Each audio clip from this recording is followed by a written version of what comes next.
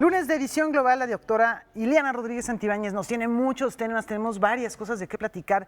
¿Qué te parece si comenzamos con las resoluciones de México en torno a los ataques a turistas mexicanos en Egipto? Se está preparando, se ha mandado un grupo de abogados. ¿Cómo ves la situación de las relaciones y las alertas que ha emitido México también? Claro que sí, Laura, Rafa, buenas tardes a todos. Pues sí, es una coyuntura internacional interesante la que estamos observando en el mundo.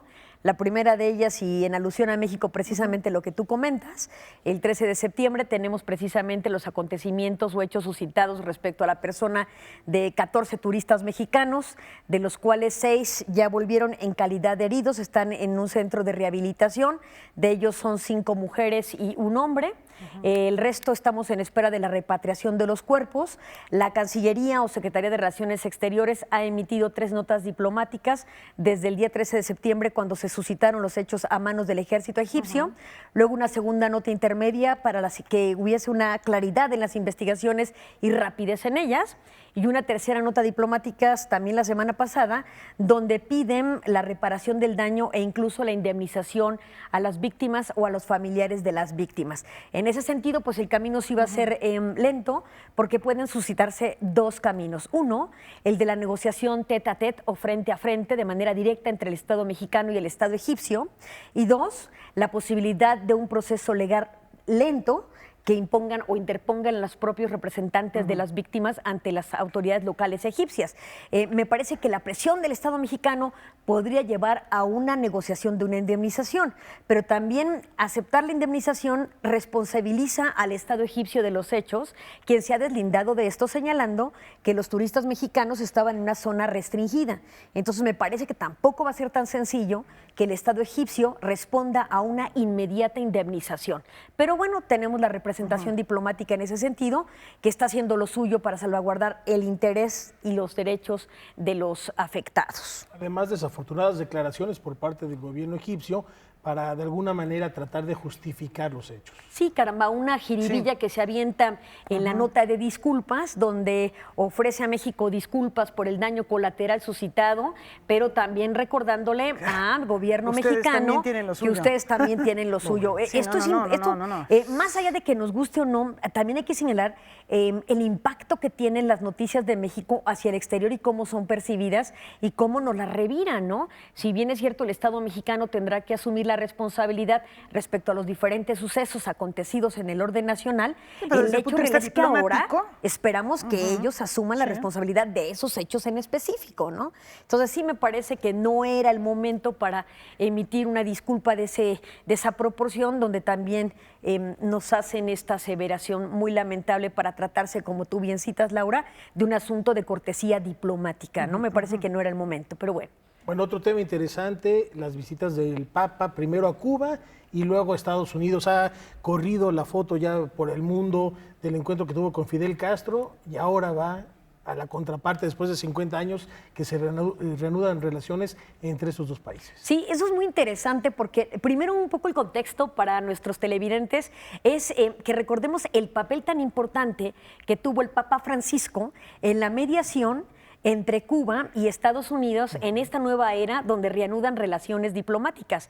El mes pasado ya ondeó por primera vez desde 1952 con la Revolución Cubana, ya ondeó la bandera estadounidense en territorio cubano. Entonces ahora la presencia del Papa, que hay que señalar, en los últimos 17 años es el tercer Papa que se presenta a Cuba. 1998 Juan Pablo II, luego en 2012 el Papa Ratzinger, Benedicto, y ahora el Papa Francisco. Es importante porque independientemente de que digamos que tenga o no católicos, lo real es que viene un poco para afianzar esta nueva relación que están teniendo los Estados Unidos con Cuba. Porque incluso ahora en su visita, que empieza oficialmente mañana, aunque no es una visita oficial, hay que decirlo, es una visita de cortesía, Barack Obama lo va a saludar como una visita de cortesía y lo que pretende básicamente es hablar un poco del embargo, del problema de las migraciones y de la paz mundial. Y por lo que sí es un hecho novedoso dentro de la gira del Papa es que es la primera vez que se va a dirigir al Congreso de los Estados Unidos,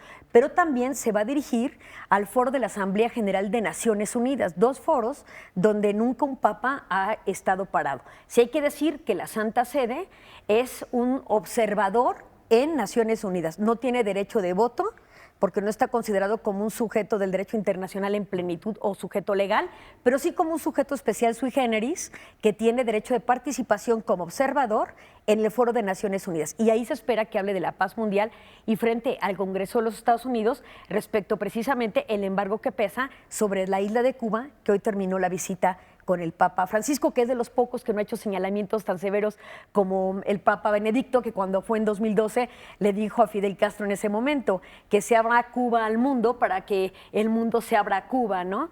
Entonces no fue tan político. Incluso en algunas columnas se le criticaba o se le señalaba que no había mencionado a los disidentes, pero hablando de diplomacia, bueno, pues ahí tuvo un cálculo evidentemente muy pensado. Sí, claro, porque ahorita la sartén por el mango lo tiene Estados Unidos. El embargo económico ya no depende de Cuba, sino depende de que el Congreso estadounidense levante leyes como la ley Helms-Burton y la ley Torricelli, que impiden la comercialización o inversiones dentro de la isla a los estadounidenses, y que será precisamente el Congreso quien retire o levante este embargo. Entonces, hay que ver cómo va a estar la agenda en Estados Unidos, además, evidentemente, de las homilías o las misas que oficiará en la iglesia de San Patricio, etcétera, ver qué le va a decir al mundo en el Congreso y qué le va a decir al mundo en la Asamblea General de Naciones Unidas. Eso sí son hechos inusitados para un papa, eso hay que decirlo. Y ya que estamos en la Asamblea de Estados Unidos y en la ONU, viene un tema también a colación en Estados Unidos, que se pronuncian a favor de lo que está pasando en Siria, o pues se pronuncian al respecto, después de que España dijo que iba a recibir 30,000 solicitudes para aceptar a 15,000. Estados Unidos dice, bueno, también nosotros queremos opinar al respecto de este fenómeno migratorio que se está dando.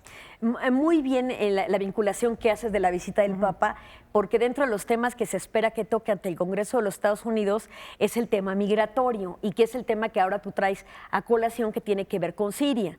Nosotros sabemos que desde que empezó esta guerra civil en Siria, donde se calculan 240,000 muertos, más de 4 millones de desplazados al interior del Estado, y ahora la Unión Europea discute la apertura de aceptación de un número de refugiados. España, se habla, por ejemplo, de 120,000 refugiados, que cómo los van a distribuir por cuotas en la Unión Europea. Hungría, por ejemplo, ya dijo, a mí ni me miren, o sea, yo ya no voy a recibir a ningún refugiado. Pero bueno, se está discutiendo y esto llega a colación a los Estados Unidos. Estados Unidos va a aceptar 86,000 migrantes en calidad de refugiados, de los cuales 10,000 provendrán de Siria. Para Estados Unidos es difícil la aceptación de flujos migratorios de refugiados después de haber vivido el 11/09 o las caídas de las Torres Gemelas el 9 de septiembre del 2001. Sus procesos de inclusión de refugiados con el temor de un conato de agresión terrorista al interior del Estado les hace ser muy quisquillosos en sus políticas de aceptación, que pueden tardar meses para aceptar a un refugiado.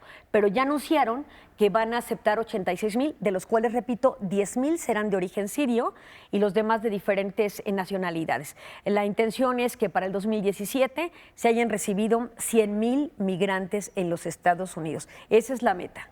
Bueno, la reforma migratoria en la mesa. Muchas gracias, Ileana. Ya tenemos, hay muchos temas. Nos quedó pendiente Cipras. Cipras, ¿qué está pasando en Grecia? Bueno, lo platicamos próximamente. Claro Muchas que sí, gracias. con todo gusto.